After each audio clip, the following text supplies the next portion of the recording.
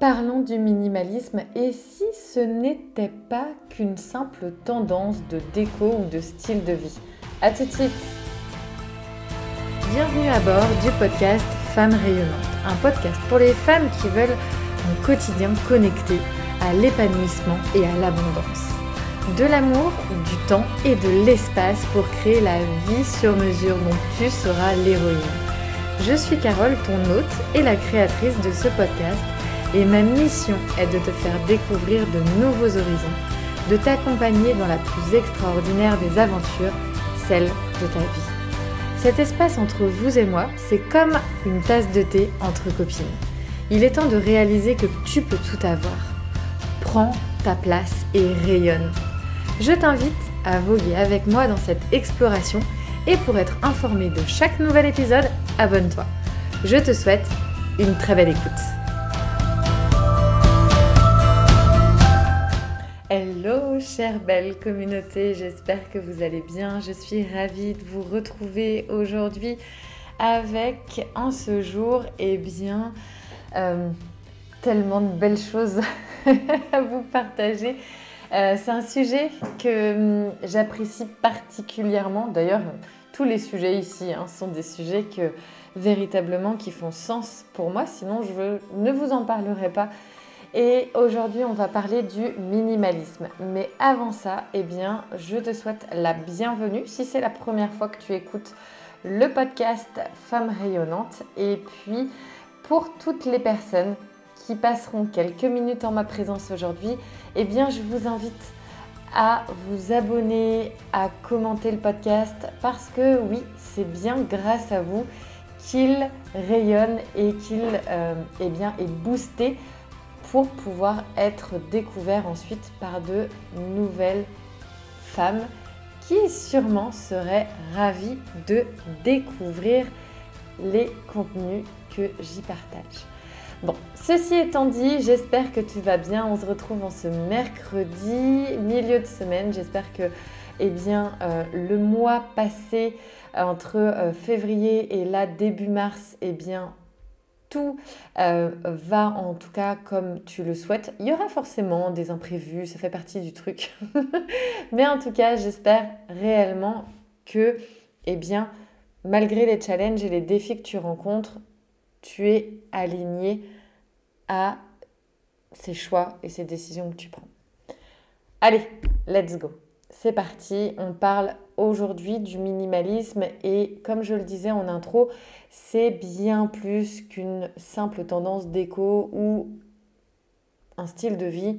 C'est bien ici le minimalisme dans sa philosophie qui va te permettre de t'aider à simplifier ta vie et ton business, ton entreprise. Ça va pouvoir aussi te permettre de gagner en clarté, en focus et donc d'atteindre tes objectifs plus facilement. Alors si tu es prête à faire le tri dans ton esprit, dans ton environnement et dans tes actions, reste avec moi jusqu'à la fin de cet épisode car je vais te donner des conseils pratiques et des exemples concrets pour adopter le minimalisme dans ton business mais aussi dans ta vie. Et comme d'habitude, je te réserve une surprise à la fin de l'épisode, alors ne zappe pas et reste avec moi. Avant d'aller dans le cœur du sujet, je vais rapidement définir le minimalisme. Donc, qu'est-ce que le minimalisme exactement ? C'est l'art de se concentrer sur l'essentiel, de se débarrasser du superflu et de réduire la complexité. Est-ce qu'on n'aurait pas tendance à complexifier facilement ce qui nous entoure ? Donc, on va aussi pouvoir, grâce au minimalisme, faire des choix conscients, de vivre aussi avec intention. Le minimalisme, c'est une façon de se libérer du matérialisme, de la consommation excessive, du stress, de la distraction Merci les réseaux sociaux, n'est-ce pas?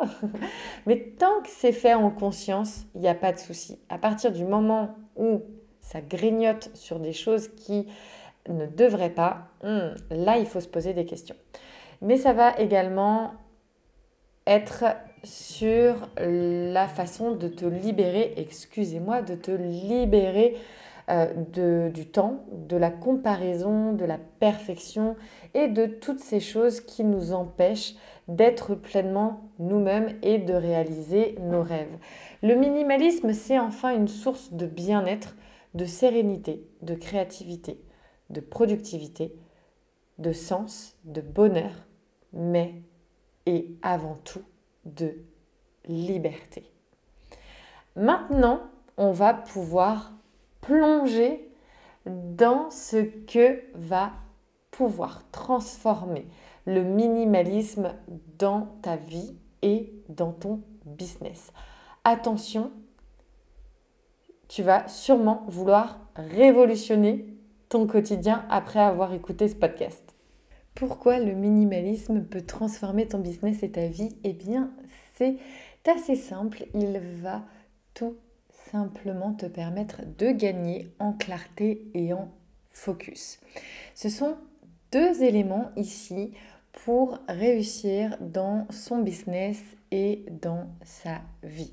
En effet, quand on a la clarté, on sait exactement ce que l'on veut, pourquoi on le veut et comment on va l'obtenir. Tu as clairement une vision de ton objectif, de ta mission, de tes valeurs, de ton message, de ton public, de ton offre, de ta stratégie. Tu as ton plan d'action et tu connais les indicateurs de réussite.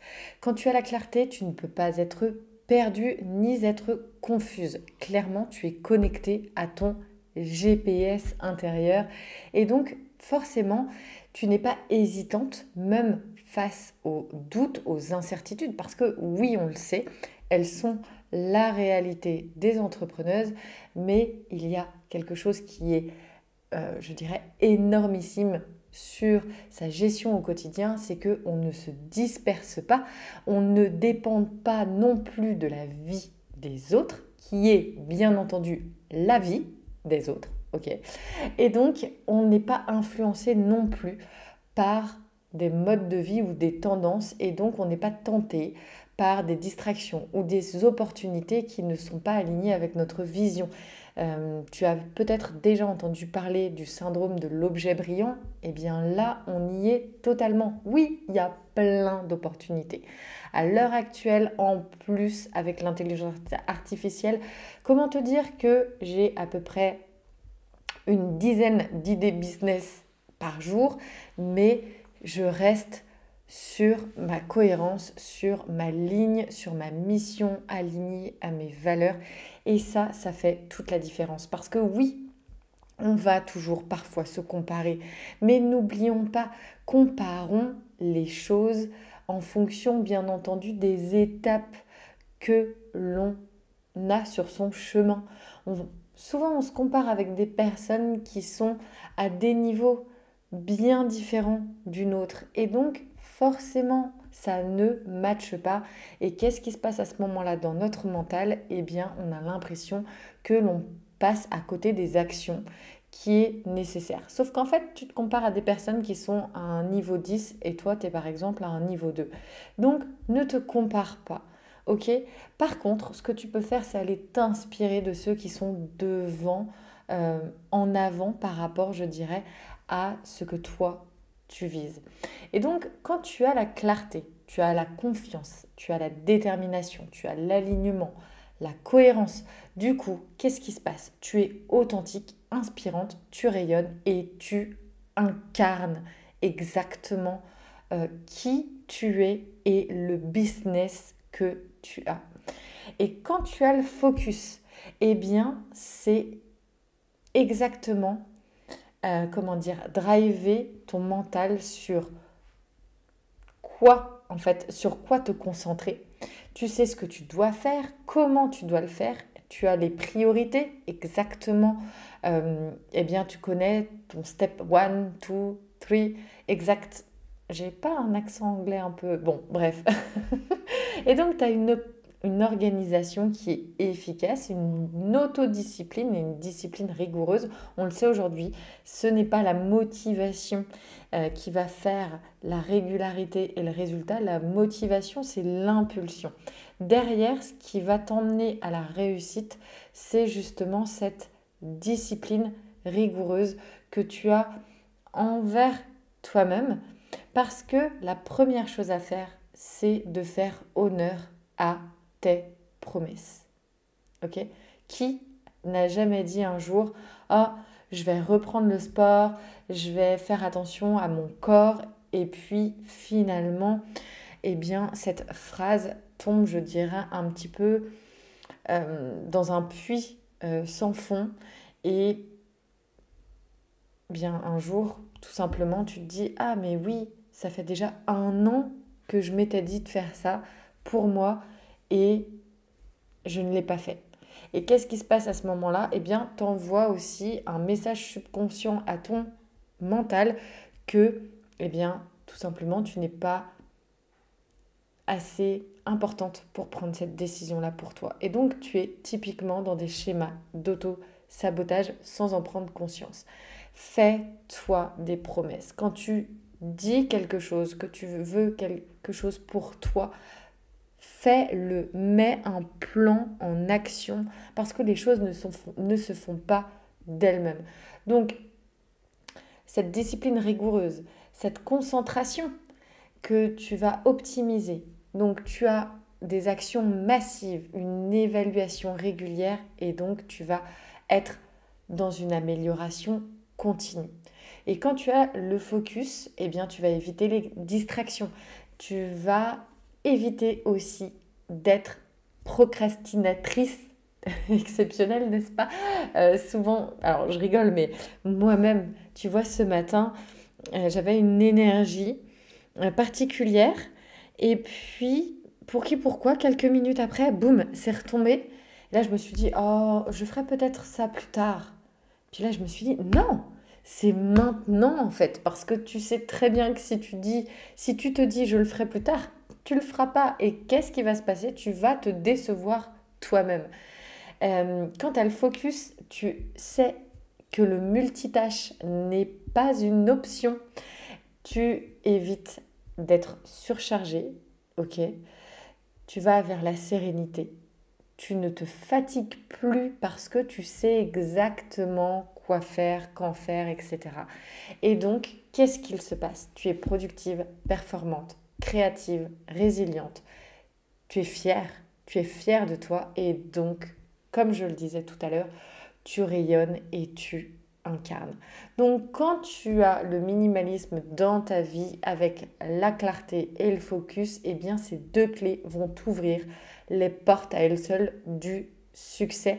Parce que le minimalisme, c'est aussi un moyen direct d'obtenir ces deux clés qui, je le rappelle, sont la clarté et le focus.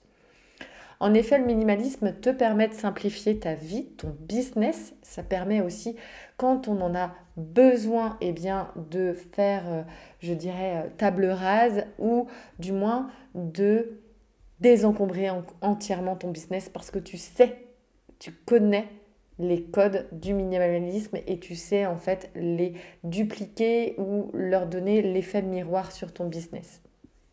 Et donc, tu vas pouvoir à ce moment-là, te débarrasser de ce qui t'encombre, ce qui te ralentit, ce qui complique les choses qui te détournent aussi finalement de tes objectifs premiers, qui te limitent ou qui diminuent ton impact ou ton focus. Et donc, tu vas savoir revenir à ce qui compte vraiment pour toi, ce qui te fait vibrer, ce qui te fait avancer, grandir et donc toujours rayonner, impacter et être pleinement dans l'incarnation de ce que tu veux pour ton quotidien, qu'il soit personnel ou professionnel. Alors maintenant, écoute bien, puisque je vais te donner les étapes pour adopter le minimalisme dans ton business et dans ta vie. Donc si tu veux prendre des notes, c'est maintenant.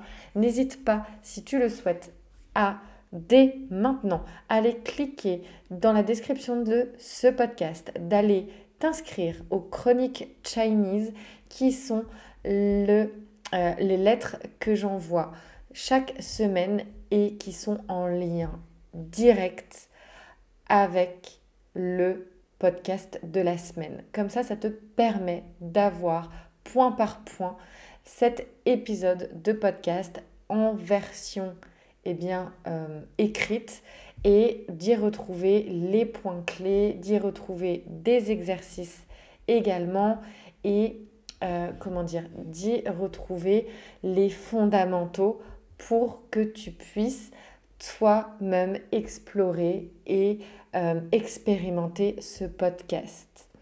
Donc, comment le minimalisme peut transformer ta vie? Eh bien, c'est la question. Sûrement, tu te demandes peut-être comment justement tu vas pouvoir l'adopter.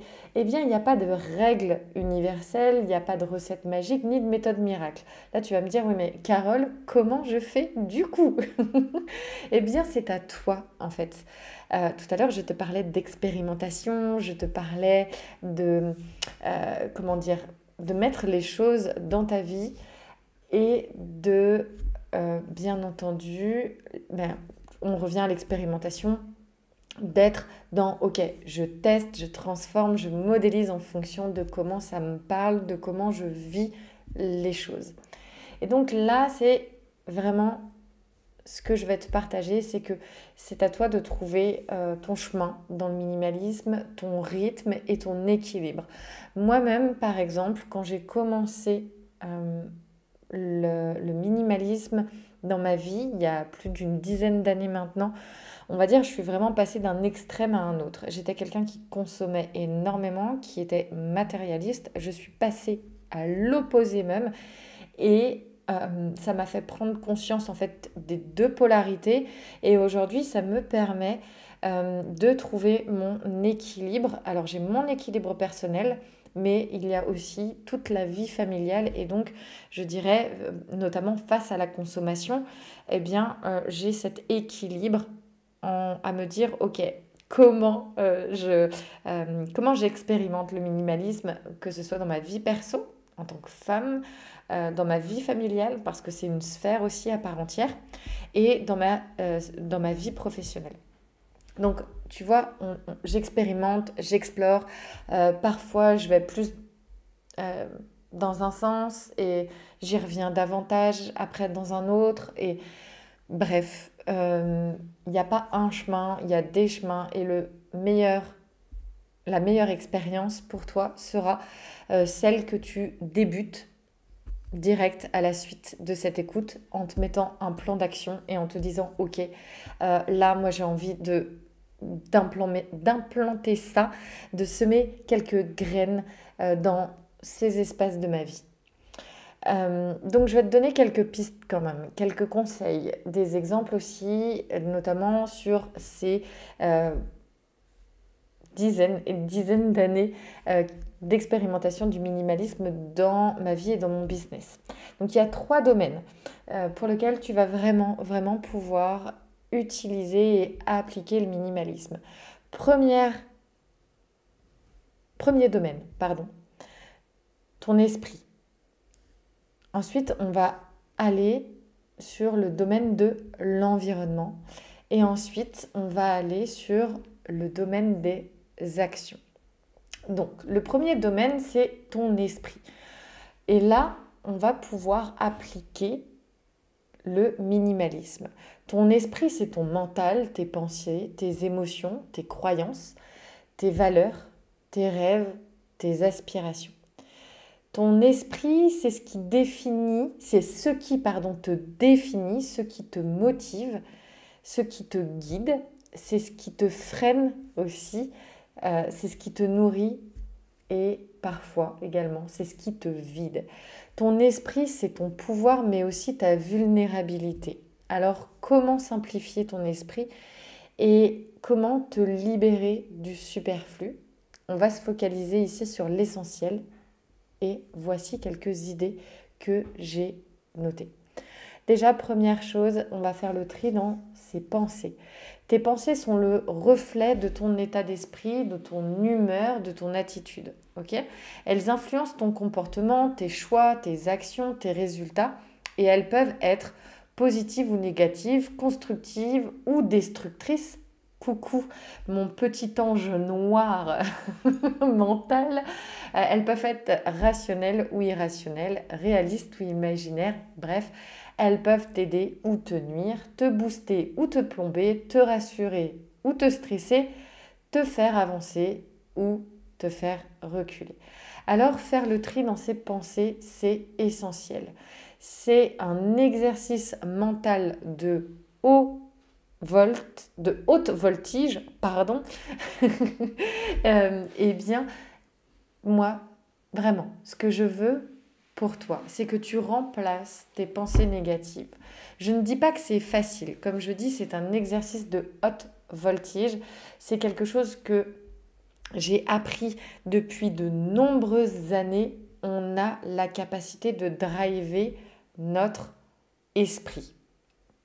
C'est hyper puissant. Jusque-là, je ne connais pas d'outil plus puissant que de comprendre son fonctionnement au niveau mental et donc de savoir comment remplacer les pensées négatives par des pensées positives, éliminer également les pensées nuisibles ou toxiques que l'on a envers soi-même ou parfois aussi les histoires que l'on se raconte parce que même moi aujourd'hui avec des années d'expérimentation dans ce domaine, je peux te dire que oui, on a toujours notre cerveau qui va facilement se raconter des histoires. Et donc, en fait, dès que je commence, j'ai ce truc de non, arrête de te raconter des histoires, stop. Et ça fait beaucoup, beaucoup de place dans son esprit de claquer la porte, si je puis dire, à toute cette négativité, ce côté toxique aussi que l'on a envers soi-même. Alors, ça ne remplace pas le fait de se questionner soi-même sur ses propres comportements, ses propres décisions. Hein. C'est juste là le côté autosabotage, on le dégage entre guillemets. Moi clairement je lui claque la porte au nez. Donc on va cultiver un état d'esprit positif, constructif. Donc on peut tout à fait se remettre en question. Hein. C'est en aucun cas on ne se remet plus en question, mais on est ouvert sur la critique, la pensée positive, l'optimisme, l'ouverture d'esprit, la curiosité, la créativité et l'enthousiasme. Et en fait, c'est penser des alliés et non pas des ennemis. Et ça change radicalement son monde. Ensuite, on fait le tri aussi dans ses émotions. Comment ça se passe ? Tes émotions, elles sont le reflet de ton ressenti, de ton vécu, de ton expérience. Elles sont naturelles, humaines et elles sont toutes, je dis bien toutes, légitimes. Et elles sont aussi variées, intenses et changeantes que peut l'être la météo. Elles peuvent être agréables ou désagréables, douces, fortes, stables, fluctuantes et en fonction bien entendu de notre personnalité. Eh bien, tout ça fait un joyeux bordel d'émotions. J'adore l'appeler comme ça. Donc, on va être dans des émotions qui peuvent nous apporter du plaisir, mais aussi de la douleur, de la joie, de la tristesse, de l'amour, de la haine. Et comme dans toutes les choses de la vie, eh bien, cela existe dans toutes ses couleurs et toutes ses polarités. Alors, comment on fait pour être plutôt, je dirais, dans la proportion, dans le côté de l'acceptation aussi, comment on fait pour ne pas les refouler, ne pas les nier, mais ne pas les juger? Eh bien, il y a une chose essentielle qui est le fait de revenir à soi. la respiration et l'ancrage vont te permettre de faire le tri dans tes émotions et de les comprendre. Il y a un outil également que j'adore et il y a même une intelligence artificielle qui est énormissime pour justement utiliser cet outil de connaissance de soi qui est le Human Design. Je ne sais pas si tu en as déjà entendu parler, mais moi aujourd'hui, entre divers points, notamment de ma personnalité, mais aussi de ma santé, quand j'ai été, je vais 2 fois à l'année en général, faire des séances d'acupuncture justement pour revenir canaliser les énergies. Et en général, eh bien, quand je vais voir mon acupunctrice, eh bien, tout de suite, souvent je lui dis, tiens, là, il y a ça, je sens que ça bloque, donc on va aller libérer parce que j'arrive pas encore à travailler moi-même là-dessus, mais on avance. Et donc, ça me permet de me libérer et souvent, cette libération me permet ensuite de comprendre.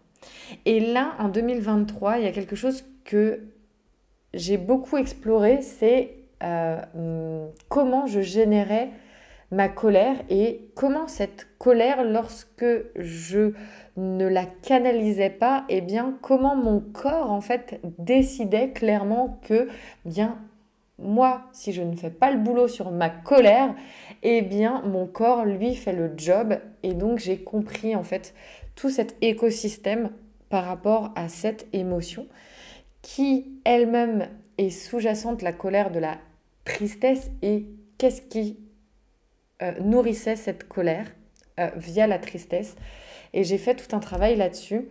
Et avec le Human Design, ensuite, eh bien, j'ai vraiment compris comment cette colère se générait en moi. Et c'est juste un outil formidable. Donc, si tu le souhaites, n'hésite pas à la suite de cet épisode de venir en message privé sur Instagram ou Facebook et je serai ravie de te partager eh bien, cette application d'intelligence artificielle pour que tu puisses également explorer le Human Design et donc en savoir davantage sur toi-même et ta façon à toi, en fait, qui t'est personnelle de gérer les émotions que tu traverses. Deuxième point, on a son environnement.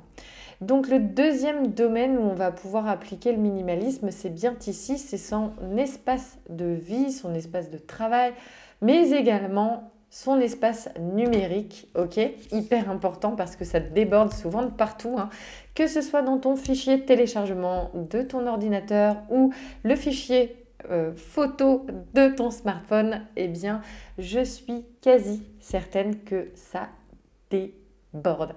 Donc, ton environnement, c'est ce qui t'entoure et ça va avoir une influence sur ton inspiration, sur ton apaisement, ton énergie et la manière dont tu te sens épanoui. Donc, ton environnement, c'est clairement ton cadre de vie et on va ici aller sur comment simplifier ton environnement et comment se libérer du superflu parce que ça prend bien trop de place dans nos vies. Première chose, on fait le tri dans son espace de vie. Donc ça veut dire dans ton foyer, c'est avant tout ton cocon, ton refuge. C'est là où tu passes la plupart de ton temps, que tu te reposes, que tu te ressources, que tu partages également et que tu crées. Ton espace de vie doit être absolument un cocon où tu te sens bien, que tu es confortable. C'est un lieu fonctionnel, harmonieux qui reflète ta personnalité. Alors, fais le tri dans ton espace de vie. Identifie vraiment ce qui est utile, nécessaire, beau, que tu veux garder. Identifie ensuite ce qui est inutile, encombrant, ce qui ne te plaît pas et peut-être qui est cassé également, eh bien tu t'en débarrasses et tu donnes, tu vends, tu recycles, tu jettes tout ce qui ne te sert plus, qui ne te plaît plus ou qui ne te correspond plus. Hein, souvent, on a tendance à se dire « Ah non, mais on ne sait jamais ». Non, on a aussi dans notre vie personnelle et professionnelle des étapes de cheminement qui nous sont propres et à un moment donné, on n'a plus besoin de ça ou on ne se sent plus aligné avec ça. Eh bien, offre à des personnes la possibilité soit de le recevoir gratuitement par un don ou de pouvoir l'acheter. Bref, fais en sorte aussi de créer des opportunités pour d'autres personnes qui auraient besoin aujourd'hui de ce dont toi tu n'as plus besoin ou que ces choses dont tu n'as plus non plus envie d'avoir avec toi. Donc fais de l'espace dans ton lieu de vie et ça va vraiment te faire du bien. Ça va te permettre aussi, il faut le dire, de se réapproprier son espace. Bien trop souvent, je vois des personnes autour de moi et même parfois encore ça m'arrive, et c'est quand ça m'arrive, eh bien c'est typiquement le signal où je me dis ok, là, reviens à calibrer ton espace de vie puisqu'il ne te correspond plus. Eh bien à ce moment-là, tu sais, c'est à ce moment où je sens que je suis pas bien, qu'il y a quelque chose qui me correspond plus ou que je trouve que tout est en bazar alors que pas forcément ou que j'arrive plus à retrouver les choses, que j'ai l'impression que tout autour de moi ça devient compliqué alors que pas forcément, c'est juste mon mental qui m'envoie des signaux de « Oh oh, là, il est temps de faire le vide, il est temps de faire de la place ». Ensuite, le deuxième point clé, c'est ton espace de travail parce que oui, ton espace de travail, c'est bien entendu ton bureau, ton ordinateur, ton téléphone, tes documents, tes projets. Donc, c'est là où tu produis, tu communiques, que tu innoves, que tu crées et c'est un espace donc qui doit être efficace, ergonomique, pratique, qui doit te stimuler et refléter ta personnalité, mais aussi ta posture en tant que professionnel. Donc faire le tri dans ton espace de travail, clairement, première chose, tu identifies ce qui est indispensable, pertinent, qualitatif et tu conserves. Ensuite, pour ce qui est du superflu, tout ce qui est obsolète, médiocre, ou toutes les captures d'écran que tu te dis un jour, ah ça va me servir, mais en fait, 6 mois après, tu n'y es pas revenu, eh bien, tu élimines et tu classes, tu supprimes tout ce qui ne te sert plus, ne te convient plus et n'a plus de valeur pour ton entreprise. Tu nettoies, tu classes, tu ordonnes et de cette manière, tu simplifies ton espace de travail. Ça va te faire avancer, progresser et lorsque tu vas vraiment te mettre au travail ensuite, tu vas gagner énormément d'impact, de focus et de clarté. On est dans le minimalisme, n'est-ce pas? Ensuite, on va avoir ces espaces numériques. Oh my God! Eh bien, que ce soit ton site web, tes réseaux sociaux, tes mails, tes applications, tes contenus, il faut que tu sois ces espaces dans lesquels il faut que tu sois présente, connectée. Il est important que toi-même, en premier lieu, pour que ces espaces... Pardon, je recommence. Je me suis perdue dans le fil de mes idées. Il faut que, tout d'abord, pour toi,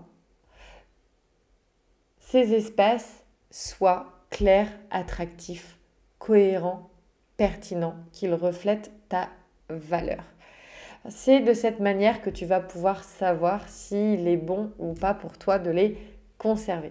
Donc faire le tri dans ton espace numérique, c'est identifier ce qui est utile, intéressant et bénéfique et de regarder ce qui aujourd'hui n'est plus aligné.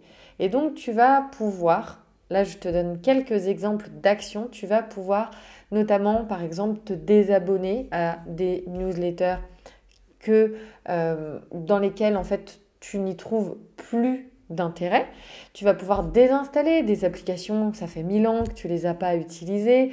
Tu vas pouvoir peut-être regarder aussi les choses qui ne t'apportent plus, qui ne t'intéressent plus et aller vers les mises à jour, l'optimisation de ton espace numérique et bien entendu, va regarder de plus près des applications qui te permettent notamment par exemple de virer tous les doublons que tu peux avoir, que ce soit notamment dans l'app photo de ton smartphone ou aussi sur ton ordinateur. Ensuite, on va aussi avoir l'espace relationnel. C'est l'espace famille, amis, collègues, clients, partenaires, mentors, tes modèles. C'est là où tu vas te sentir aimé, soutenu, encouragé, conseillé, inspiré. Donc un espace relationnel, ça doit être positif, enrichissant, épanouissant, stimulant et refléter ta vision. Alors là, clairement, c'est loin d'être facile. C'est pas la partie la plus simple du minimalisme, puisque souvent, eh bien, ça peut faire mal au cœur aussi de dire au revoir à certaines relations, mais peut-être qu'aujourd'hui, ces relations, finalement, est-ce qu'elles t'enrichissent? Est-ce qu'elles t'apportent? Est-ce qu'elles ont pour toi un quelconque intérêt? Là, je ne dis pas que toutes les relations doivent avoir un intérêt, mais si une relation n'a pas même d'enrichissement, pourquoi elle existe? Tu vois? Je ne parle pas là d'intérêt physique, je parle d'intérêt d'enrichissement personnel. Ok? Alors oui, c'est un petit peu déstabilisant, mais aujourd'hui, fais le tri dans ton espace relationnel. C'est important. C'est important aussi quand tu as des relations qui ne sont pas saines. Alors je parle là de relations non saines, mais vraiment première étape, hein. Par exemple, notamment au niveau de notre famille, comme on dit, souvent à ses parents notamment, on peut avoir des attentes qui ne sont des attentes qui ne se réaliseront pas et ça peut faire très très mal.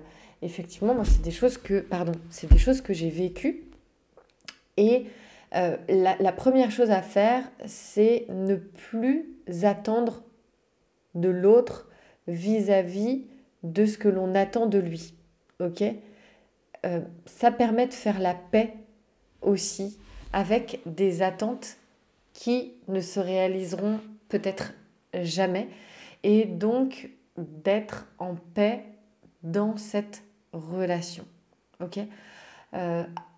Amener l'amour, la paix et la gratitude dans des relations, notamment parents-enfants, eh bien, c'est loin d'être simple, je l'admets.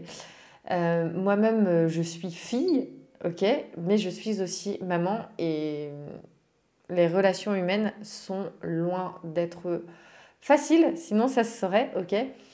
Et donc, regarde vraiment, tu as la possibilité, c'est en toi, de savoir quelle relation tu veux conserver et quelle relation tu veux, eh bien, je dirais, éteindre en quelque sorte, ou du moins peut-être moins aller dans une relation parce que tu sais qu'à chaque fois, cette relation peut-être te déçoit ou peut-être que cette relation n'est plus du tout enrichissante pour toi. Je trouve que c'est des questions aussi importantes à se poser parce que son espace relationnel, c'est un espace où c'est important que l'on puisse grandir, que l'on puisse se sentir soutenu et dans lequel on puisse se sentir, comme je le disais juste avant, inspiré, accompagné, encouragé, soutenu. Je dis pas que ça se fait toujours dans le fun, la joie, parce que bien entendu, moi j'attends notamment de mon espace relationnel aussi qu'il me challenge. C'est comme ça qu'on grandit, hein. Et le troisième domaine du minimalisme, eh bien, ça va être là où on va aller dans les actions. Donc, ce sont tes gestes, tes paroles, tes décisions, tes projets, tes objectifs et tes résultats. Donc, les actions, ce sont ce que tu fais, ce que tu dis, ce que tu choisis, ce que tu crées et ce que tu obtiens. Tes actions, c'est ton expression, ton impact, ton accomplissement. Comment simplifier tes actions? Comment les libérer du superflu et comment les focaliser sur l'essentiel? Eh bien déjà, fais le tri dans tes gestes, dans tes habitudes, tes routines, tes rituels, tes automatismes. Qu'est-ce que tu veux garder? Prête-y attention sans forcément y accorder de la valeur, mais regarde ce qui te facilite la vie ou te la complique et dans ces cas-là, eh bien, fais le tri par toi-même. Ensuite, fais le tri également dans tes paroles. Quels sont les mots, les expressions, les phrases, les conversations que tu as au quotidien? Prends un peu de recul. Comment tu penses partager, interpréter, voir comment tu comprends et ensuite, eh bien, tu regardes ce que tu apprécies et puis tu peux tout à fait rejeter ce que tu vois dans le non-respect de tes valeurs, de toi-même. Et donc là, en fait, c'est vraiment un exercice de prise de recul, ok? Choisis vraiment, en général, le meilleur, c'est la simplicité, la clarté et l'honnêteté, qui font ensuite que tu as une communication impactante et bienveillante. Bienveillante ne veut pas dire que tu es gentil en toutes circonstances, hein. N'est-ce pas? La rose, parfois, elle sait piquer lorsque on essaye de lui enlever les épines. Tes épines, c'est ta personnalité. Si demain quelqu'un t'attaque, tu as aussi le droit de sortir tes épines, hein. Autre chose aussi intéressante, c'est les décisions. Eh bien, regarde comment en fait tu évolues dans tes prises de décision. Est-ce que tu mets du temps à prendre une décision? Est-ce que tu es plutôt tranchante? Est-ce que tu sais toujours comment adopter cette prise de décision? Est-ce que tu renonces souvent ou au contraire tu assumes? Regarde comment tu agis et en fonction de cela, eh bien, toi, tu sais ensuite comment aller vers l'alignement de ce qui te correspond et de ce qui va te faire avancer. C'est la même chose également pour tes projets, pour tes idées, tes envies, tes plans. Regarde ce que tu veux faire, ce que tu peux faire et ce que tu as déjà fait. Ok, ça va te donner également du recul sur ta manière de fonctionner et donc te donner eh bien, de belles indications pour la suite.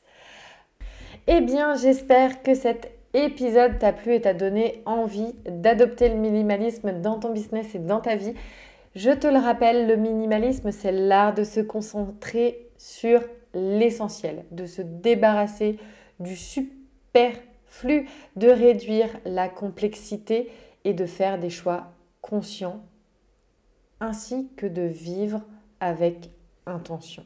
Le minimalisme, c'est une source de bien-être, de sérénité, de créativité, de productivité, de bonheur, de sens, mais avant tout, de liberté.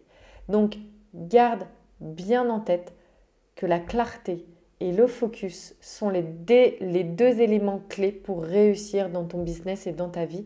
Alors, n'attends plus, simplifie ta vie et ton business et de cette manière, tu trouveras toutes les clés nécessaires à ta réussite. Et comme promis, je te réserve une surprise donc à la fin de cet épisode et je te propose de découvrir dès maintenant qu'il t'est possible de prendre un rendez-vous gratuitement avec moi-même pour découvrir ce que l'intelligence artificielle a à t'offrir. Comment tu vas pouvoir activer les super pouvoirs de l'IA pour bâtir ton business zéro pression et 100% impact? Eh bien, tu as cette possibilité maintenant. Et si tu es intéressé, tu cliques sur le lien dans la description de cet épisode et donc tu t'inscris gratuitement à cet appel qui te permettra bien de découvrir les opportunités et les possibilités que t'offre l'intelligence artificielle en tant qu'entrepreneuse. Une opportunité à ne pas manquer, alors rejoins-moi vite. Je vais finir par 2 questions pour toi et donc comme je le disais au tout début du podcast, en t'inscrivant à la newsletter Les Chroniques Shinies, eh bien tu as l'accès à ces questions de manière écrite. Pour terminer cet épisode, je te propose de réfléchir avec ces 2 questions. Qu'est-ce que le minimalisme t'apporte ou pourrait t'apporter dans ton business et dans ta vie? Deuxième question. Quelle est la première chose que tu vas faire pour simplifier ta vie, pour simplifier ton business? J'ai hâte de te lire, de t'écouter et de connaître tes avis sur le minimalisme. Et n'oublie pas de partager cet épisode avec des amis entrepreneuses, tes BFF business comme j'aime les appeler, de t'abonner pour ne rien rater des prochains épisodes. Pardon. Je te dis à très très vite et n'oublie pas, chère femme rayonnante, si tu souhaites rayonner, transmettre tes valeurs, tes énergies, te révéler et montrer ce que tu as de meilleur à offrir, tu es exactement à la bonne place. Je t'embrasse, ciao!